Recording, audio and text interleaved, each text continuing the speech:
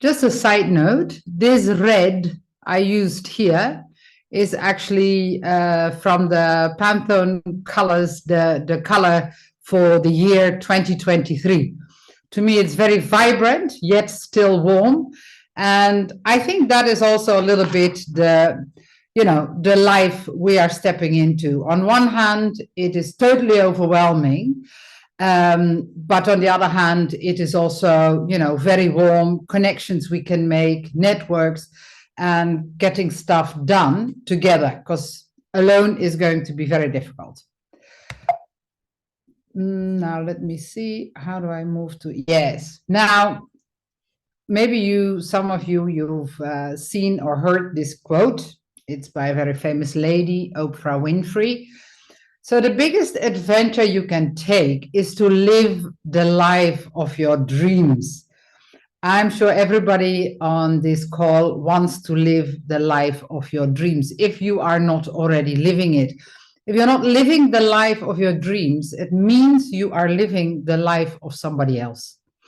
And I'm sure you want to take the reins again in your own hands and make sure you live the life of your dreams.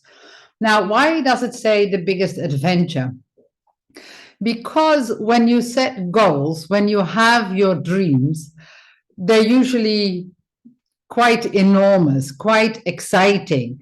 So it's quite an adventure. Do you have the courage? Do you have what it takes to live that life of your dreams? So it's more overcoming your fears than anything else in order to achieve your goals and to be able to set your goals. Now, the whole thing is, of course, living the life of your dreams. That is not just sitting on a couch. That's not going to happen. I wish it would, but unfortunately it doesn't. I'm sure if you ask people like Burna Boy or Aliko Dangote, people who are perceived to be very successful in their life, then they had to work for it. They had to design the road. So where do you want to go?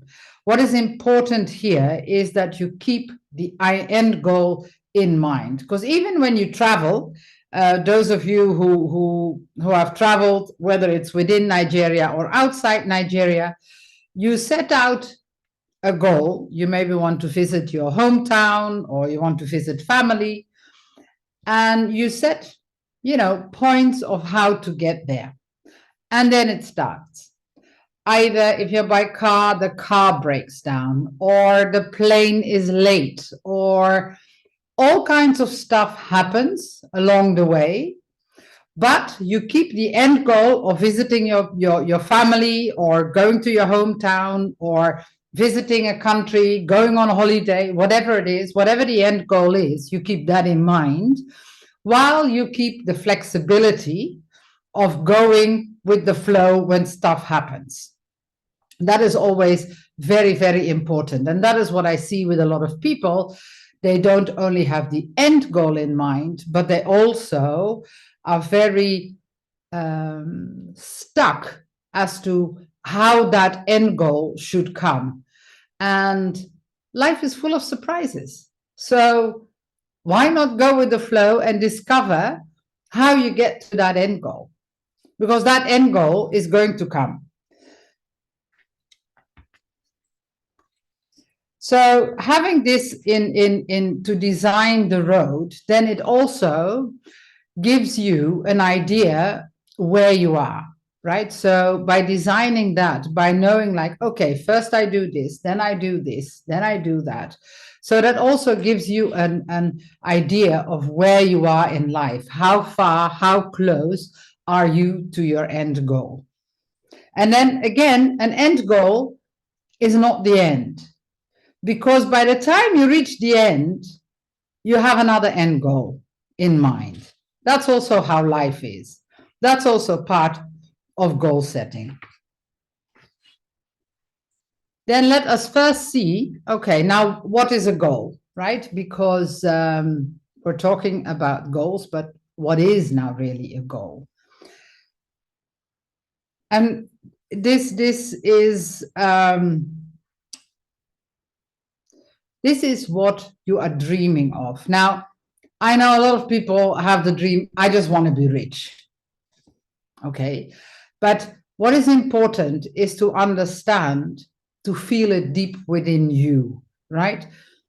Just to be rich is not something that is the end goal. There is a reason. Why do you want to be rich? Do you want to help, people who have no money? Maybe you want to help them. Or do you want to be rich because you want to interact with some celebrities? There are all kinds of reasons behind it. So you have your goal.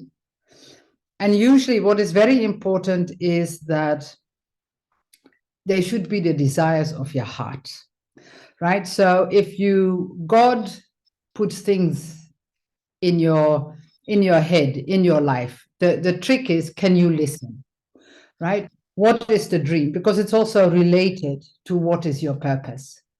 You have whatever it takes to fulfill that, what you came to do here on earth. And those are also the dreams, the possibilities, that what you want to do, what you really feel deep inside you, what you should be doing with your life. And then that is the thing. If people say, I want to be rich, then usually there are just one or two or three layers underneath that to understand that. And that is important, that you find that within yourself, right? So then what you can do, a way to go about that, is, now if you pretend you had a magic lamp, I'm sure everybody has heard of this story of the genie who gives you 3 wishes.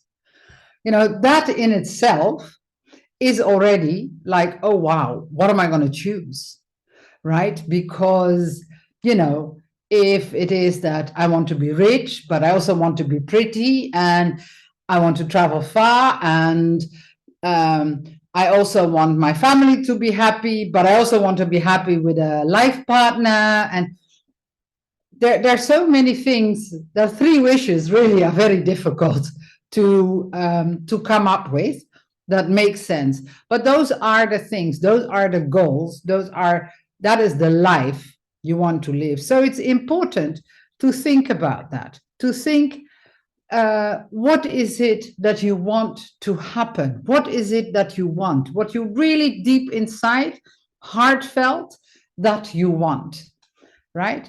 And then you can think, dream. So if that is what you want, how would that improve your life? What is the improvement? What is the layer underneath it, right? So if you want to say that, okay, what do you want to happen? Maybe you want to find your life partner. How would that improve your life? Well, maybe you're not alone, or maybe society then thinks of you as a married person. There can be multiple reasons, right? Or you just find it comfortable to share something with somebody. So how would that improve your life? That already goes to a layer deeper, and then you can go, okay, and why is that then so important to you? Right? So if it is that you want a life partner, and if it is because you don't want to feel lonely, yeah, why is that important to you? Well, maybe you are scared to be alone, or maybe you've had some experiences where you had to face something, you were alone, and that was difficult. And to go through a process like that, you can start to realize what it is that you really want, that is really your goal in life, right? So that it is not something that society or your friends or even yourself, you put on yourself because that's the way it is done. No, it has to be a goal which is from you, right? Now, also, like I said, a lot of people have the goal, I want to be rich, I want to get money. Now, also, if you go through that, now, what do you want to happen? I want to be rich. How would that improve your life? Because then I can buy whatever I want. And why is that important to you? Well, maybe as a child you were deprived from getting certain things. Then that is more an answer to something that's more therapeutic than really that what is your heart's desire and what you have set out to do in this world.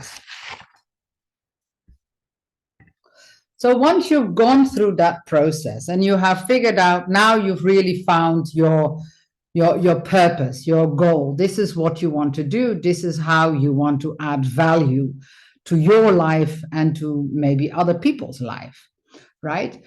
Then once you set those goals, then the tricky part comes, right? Because then it brings you focus, because this is now what you set out to do. And do you know what is the most difficult part of that? Oops, sorry, somebody's trying to call me. Let me just switch that off. What do you think is the most difficult part in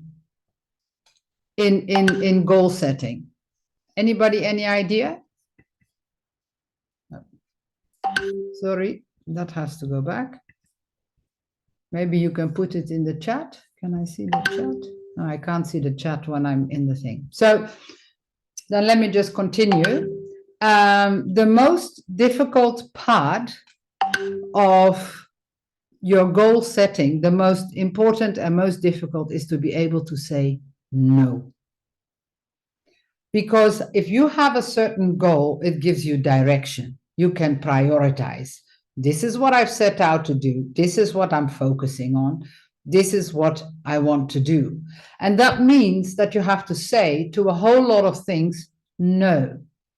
And that is difficult, especially in this world where everything is happening. We are overwhelmed. There's a lot of stimuli. There's a lot going on the whole day, that you think, you feel, that requires your attention. But if you can sit back and have a thought and say, just take a deep breath. Is this helping me towards my goal? And if the answer is no, then you can still think, okay, you know, should I do it because I can do it just quickly? Or should you just say, no, you're not doing it? And it gets onto the bottom of the priority list. Also, what I have found out in life, by not making everything a priority, because if the world, everything is a priority, right? Everything should have happened yesterday. But if you leave things, they miraculously usually solve themselves within 24 hours. And nothing is as urgent. And of course, I'm not talking about people who maybe fall, who need to go to hospital, that kind of stuff. But just in your normal day-to-day life, almost nothing is so important that it requires your immediate attention. It only requires your immediate attention if it is with your goal setting. That's where the importance comes in. If it is something on your road, on the way you've mapped out for your goal, that's where you then have to go. So that means then that you have to focus on that, what you have set out. Now, if you get into that process of focus and you have to say no, then you also have to learn to build a kind of shield. Like I said, today's stresses, right? I mean, take Lagos traffic. I mean, hello, you know, you can go crazy. So it is then to focus and building a shield so that not all the stresses from outside get to you, right? I remember when it was the start of Corona, and those of you who watch CNN, you know, every hour there was an update. So many people were dying. So many people was this. And honestly, by just listening to the news and by listening to all that, I thought the world is completely falling apart, and it really got to me. So I then decided TV out, no more TV, no more following the news, because I had to build a shield for not getting all that stress come in. So happiness is a choice. And those are the choices you then have to make. You then have to learn to say no. You say no to the TV. You choose for your happiness. And then you can continue to focus on achieving your goals.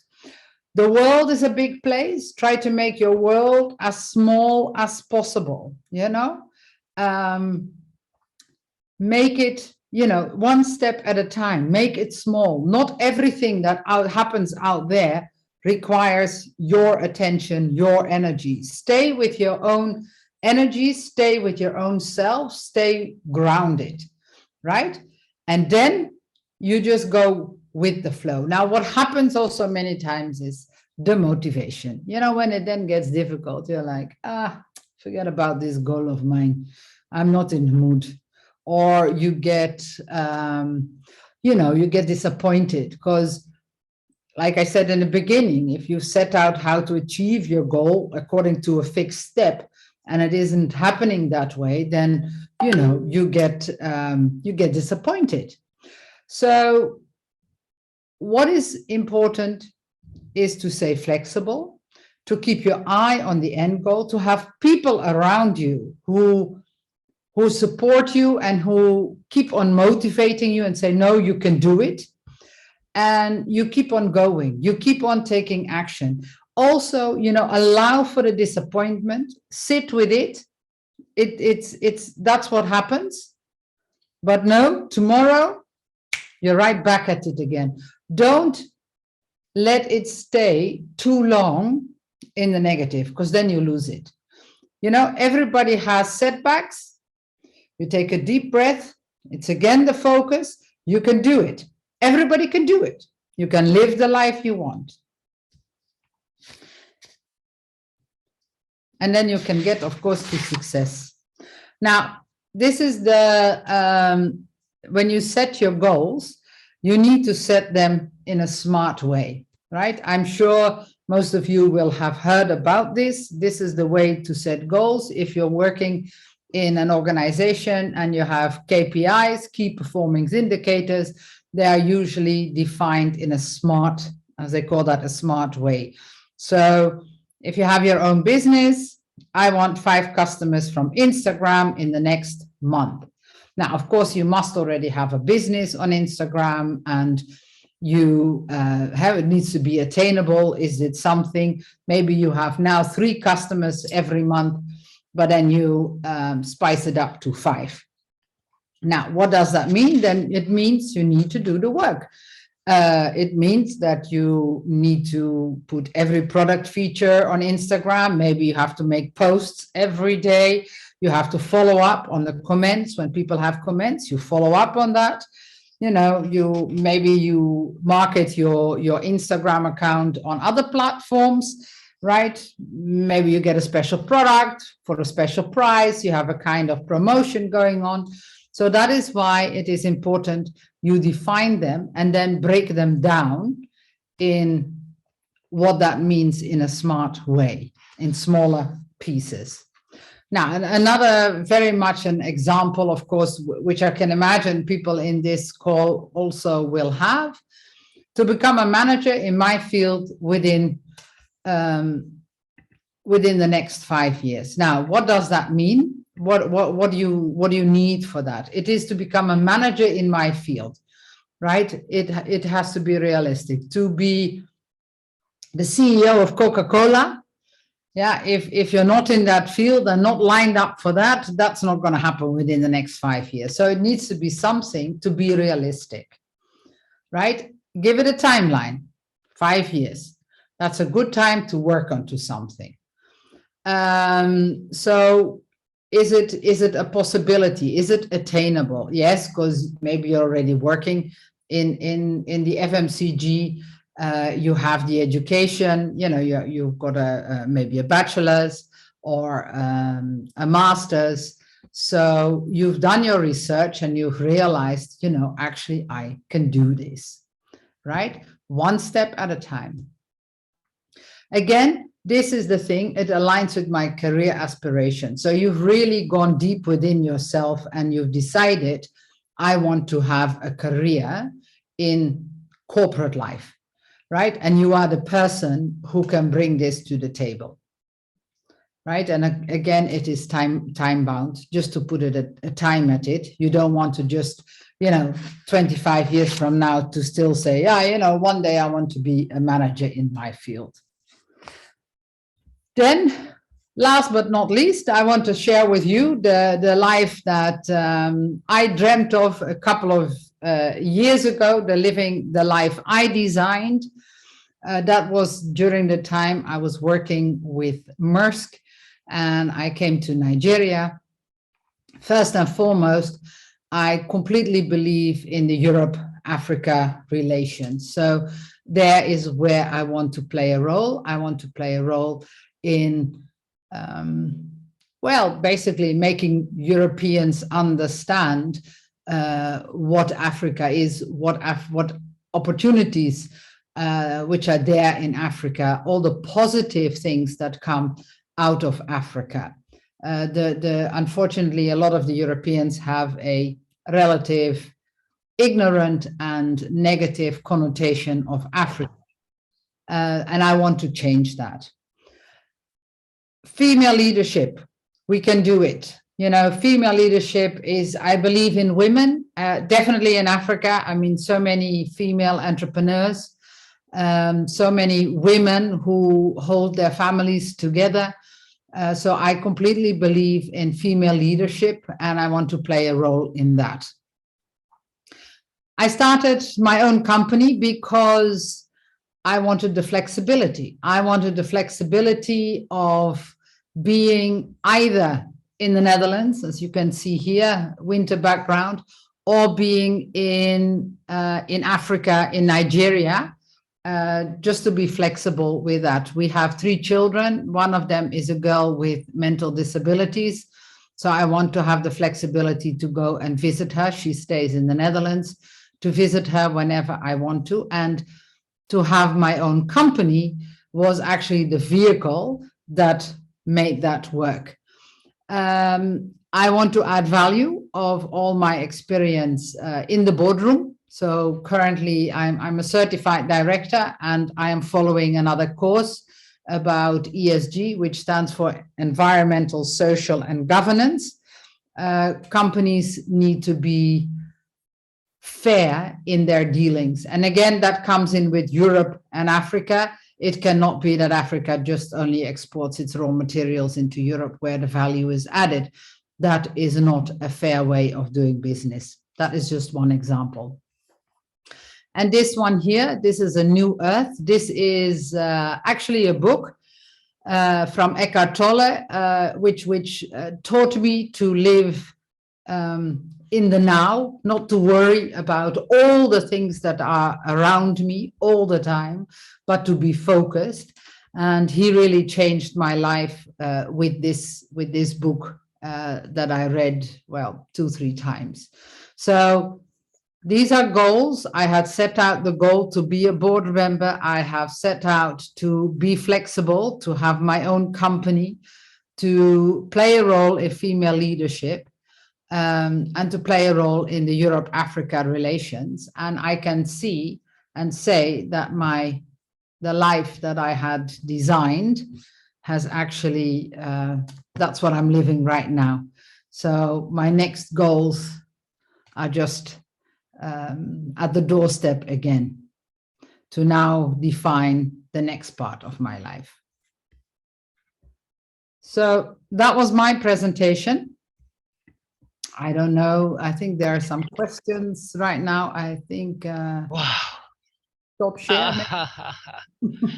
Thank you so much, Anita. If you saw the chat, you will have seen a lot of nuggets that I was dropping in there. I'm sure that many of us got more than those things I dropped, right?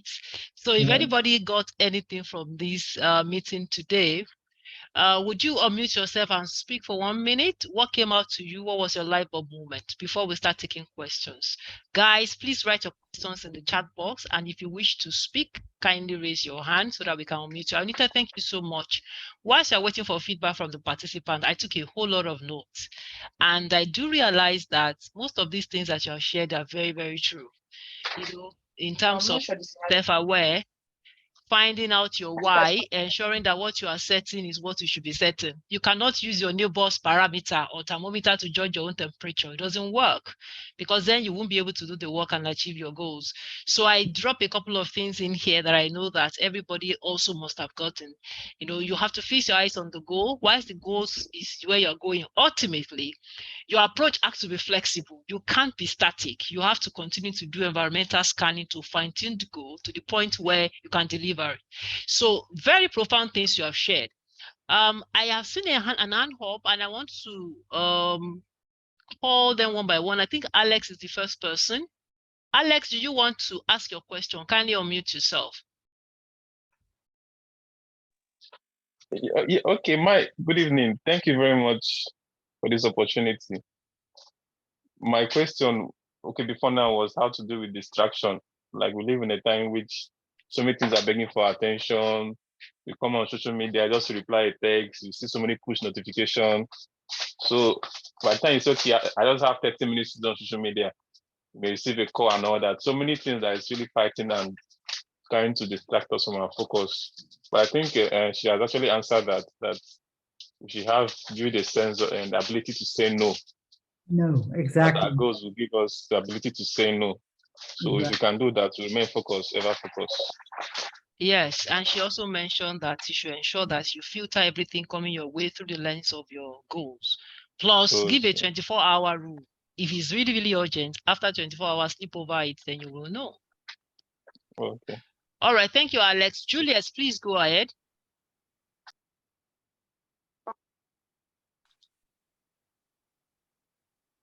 Good evening. Good evening, Ma. Good evening, Julius. Thank you for this opportunity, for being part of this meeting. So she mentioned something of filtering our invitations while we focus on our goals.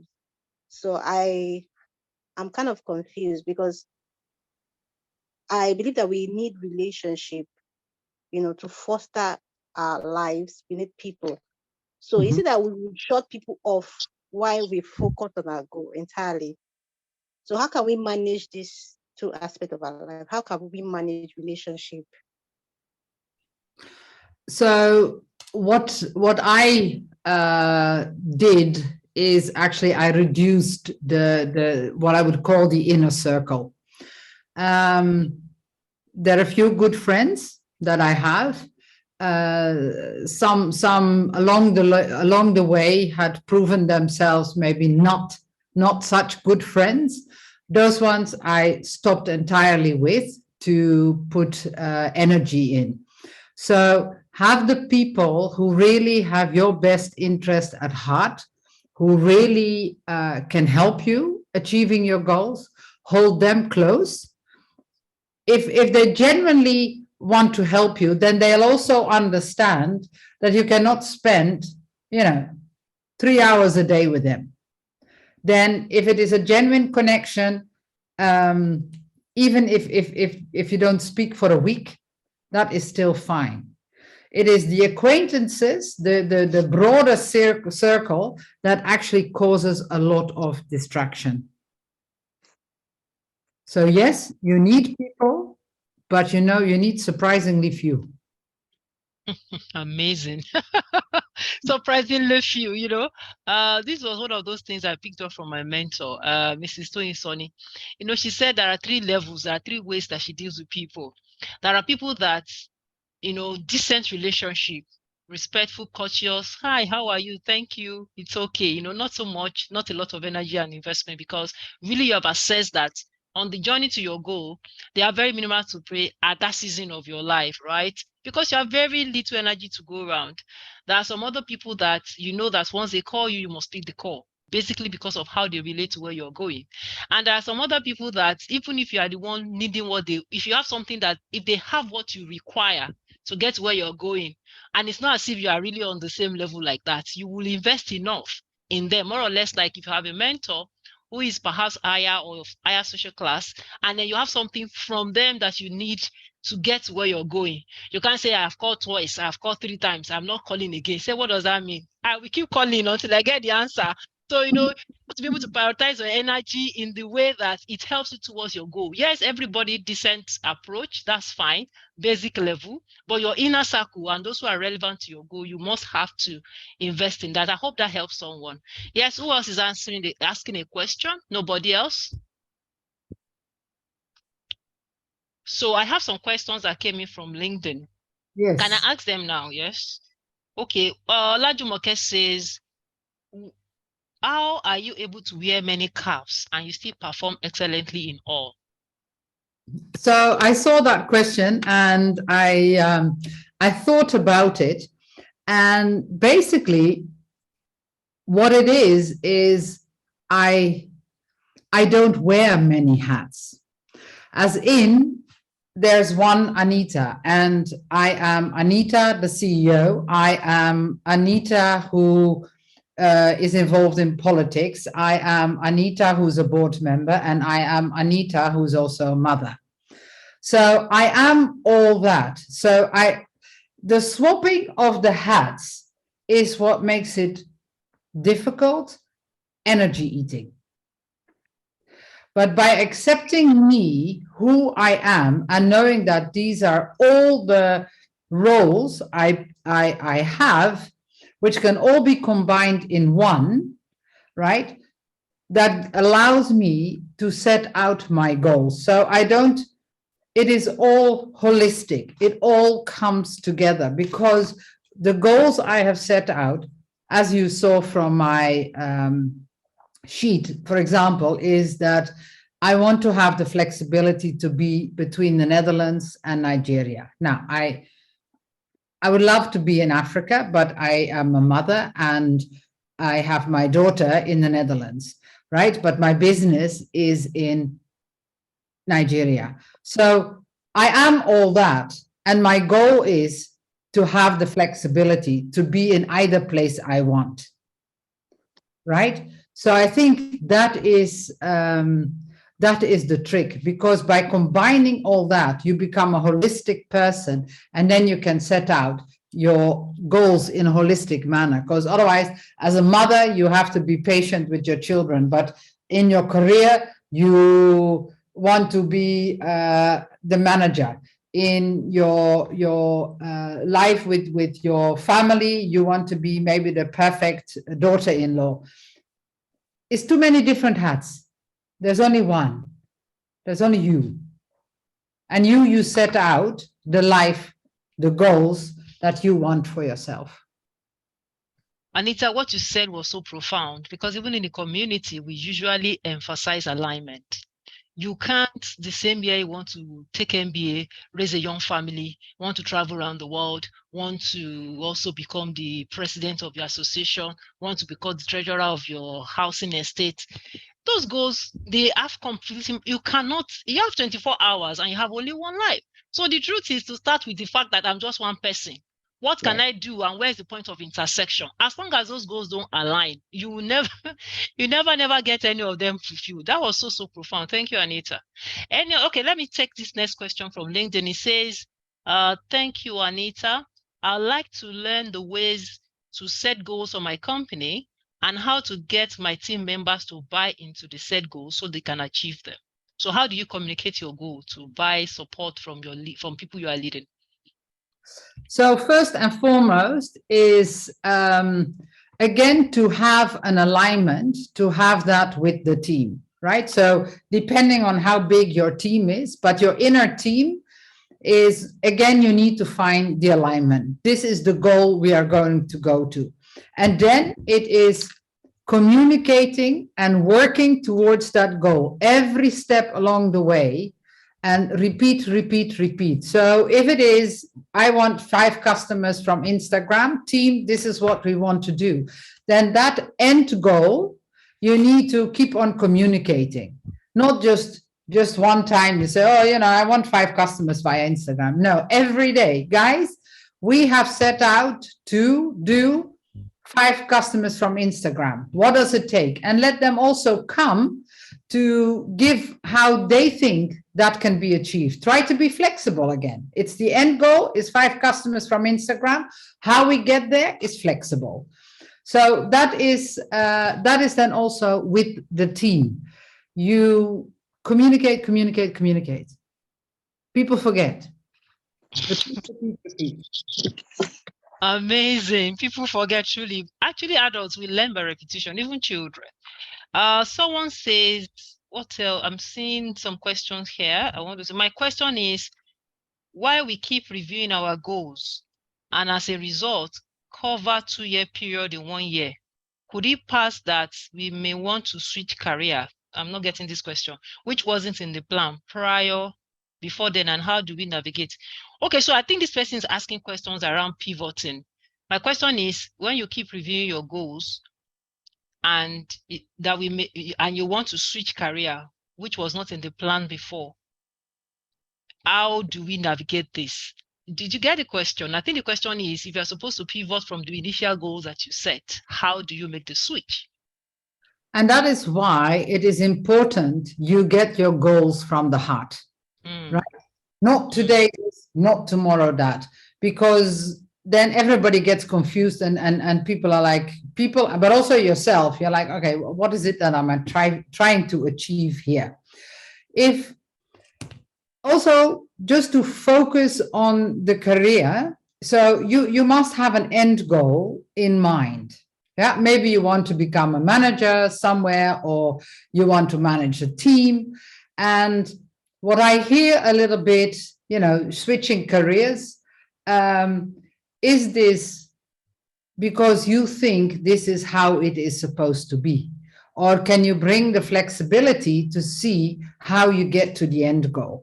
So it is to keep the end goal in mind. If your end goal is to switch careers, then you can work on the path to get there, right? Then you can say, okay, fine, which industry, which switching of careers, do you have to do some education? Do you get some exposure? Can you, if you want to go from finance to marketing, let's say, 2 totally different things, right? Then to go from finance to marketing, you'll have to need to get some basics on marketing. Maybe you can volunteer in a marketing, in a community that requires marketing, which is a volunteer role. So you get to learn. Also understanding what are the skills from finance that you then bring to marketing. So you understand the transition that you want to make, which is fine. But if it is that you've set out the goal and then you say, but if I want to do this, then this and this and this has to happen, then I would ask you, try to find the flexibility. Maybe the switching of career isn't necessary. It's not completely clear from your question. Yeah, I agree with you. And I believe that sometimes the reason for pivoting should be investigated and probed. Because sometimes maybe you just hit a brick wall. Instead of you to be resilient, pick up the goal and run again. You just want to move here. And when you bounce to this place, you hit another wall, you bounce again. So really, if you're pivoting, why are you pivoting? Does it resonate with your personality type? Are you self-aware? Do you have the skills to cope with the next place? And that's why Anita is saying, if you are in marketing and suddenly you're going to finance, don't forget you're going to reset. Because you have to start learning finance. They are just unrelated. But for certain reasons, if you have a compelling reason to go towards finance, then that reason becomes your motivation. Maybe you have found a job, or you have found a mentor, or completely your previous plan has been wiped off, so you don't have any choice. That reason or those reasons become your compelling factor that motivates you to go in that direction. So investigate the reason why you are pivoting. So if your reason is genuine and resonates with your personality type, and you know that it's what you're up to, yes, why not? But please, by all means, speak to somebody who can help you so that you can dig down the root of the issues that you're facing. All right, so we spent a lot of time here. Sorry, excuse me. Anybody wants to ask another question? Anita, please go. I saw your hand up.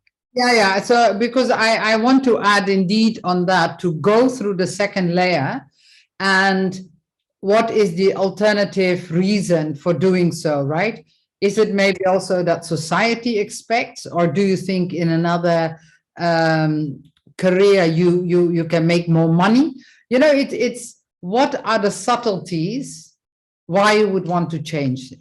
Exactly like you said, Deborah, investigate, go deep within yourself, because if it is a goal, if it is something that you have set out with your life, and it comes, you know, it comes from God, nothing can stop it. Amazing. That's true. Very, very correct. It's very, very correct. So please, the person who asked the question, you can either come back to the community and explain fully, but please investigate why you are making the switch. Next, Sarah is asking in the chat box, if you are not fully sure of the end goals, but you know what you don't want, can you use the process of elimination to fine-tune your goals? Did you get that, Anita? Yes, I think absolutely. I think it's very strong if you know what you don't want, right? And then go out on a, you know, on a path, on an investigation, like, okay, what is it that I do want? And you learn along the way that, okay, you know, this is getting more and more into shape.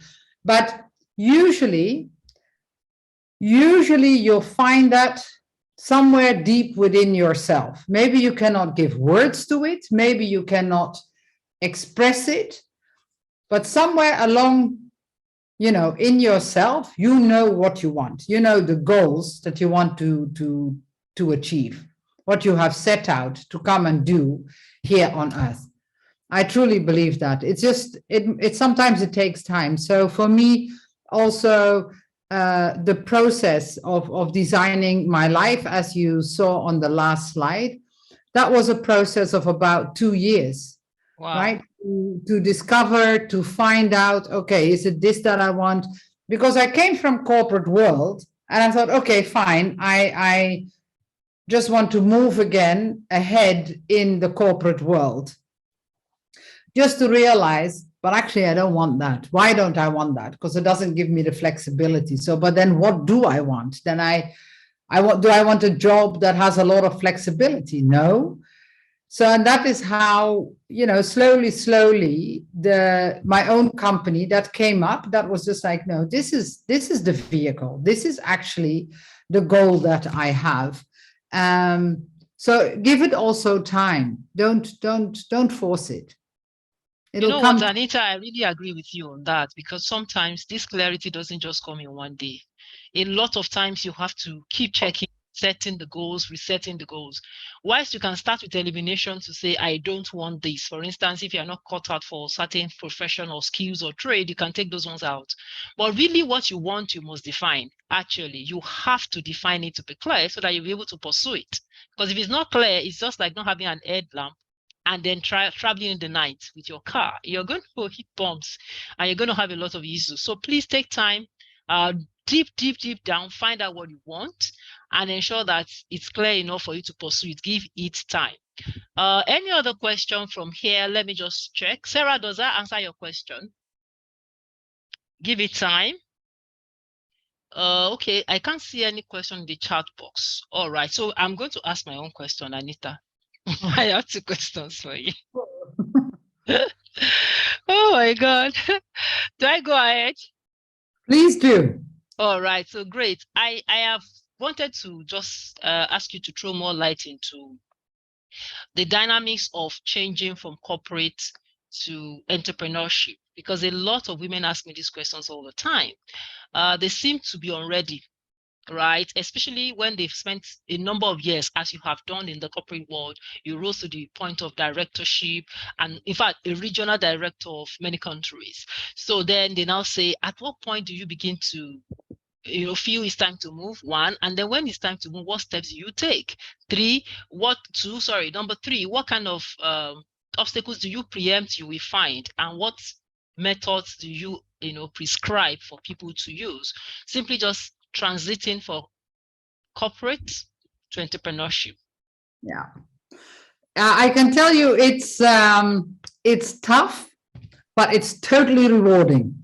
So, you asked 3 questions. Now I'm trying to. So, what happens to a lot of women, and that is unfortunately still the life in the corporate world, and that is why I'm so keen on female leadership. I see that is happening, more and more, and organizations are realizing the importance of diversity and inclusion, but it does not go fast enough. So especially women, when they reach a certain level in the organization, so you've shown all the added value, then you come to a level and you still, that was my experience, you meet the old boys network. And at a certain point, you're just tired, because it means every time you have to prove yourself, every time you have to be alert that you're allowed to play the game with the men as well. So that at a certain point to me was very frustrating. I was just like, I don't want to play this game anymore. I'm going to stop with this. And then, I rolled more or less into my own organization, my own company. And yeah, just like I said, it was really tough because we started off, it's a family company. So I started off with my husband and our son and his life partner as well, his fiance. And, we try to navigate, keeping the end goal in mind. We try to navigate to understand, okay, what does it mean? How do we go? Do we do this? Do we do that? Again, the power of saying no, because along the line, we could see so many opportunities. Oh, we can also do this. Oh, we can also do that. Shall we do this? And no, that I think was something that I really brought to the table. No, this is the path. This is what we've set out. We want to be in flavors and fragrances. That is the company we are running. We are not going to go into packaging. For example, somebody had asked, for us to get some packaging for a customer we deliver. I said, no, we're not doing that, because it is not what we want to be. We are a company doing flavors and fragrances, not running after every opportunity, because you can't fulfill those opportunities and they distract you from building your own organization. So that is that I think is especially in Africa, where you can have so many opportunities. That is a difficult one, and sometimes difficult to stick to. Difficult to stick to. I don't know. Thank you, Anita. I think you answered the question, which is it's not going to be a walk in the park. No. But once you keep your focus and then maintain your lane, many things will be calling your attention, maintain your lane, and then stay focused. I'm sure that's what you're trying to say, right? Put your skin in the game, stay focused, avoid distractions, and then give it all it takes. In a matter of time, it will bloom. Because many times I realize that as soon as you begin to get to executive level, you see women that I coach asking me, I'm thinking legacy, what next? Am I supposed to stay in this organization forever? And when I retire, what next? What next? What next? So it's been a wonderful time tonight, and I'm sure everyone got value. So I want to see what your reaction really is.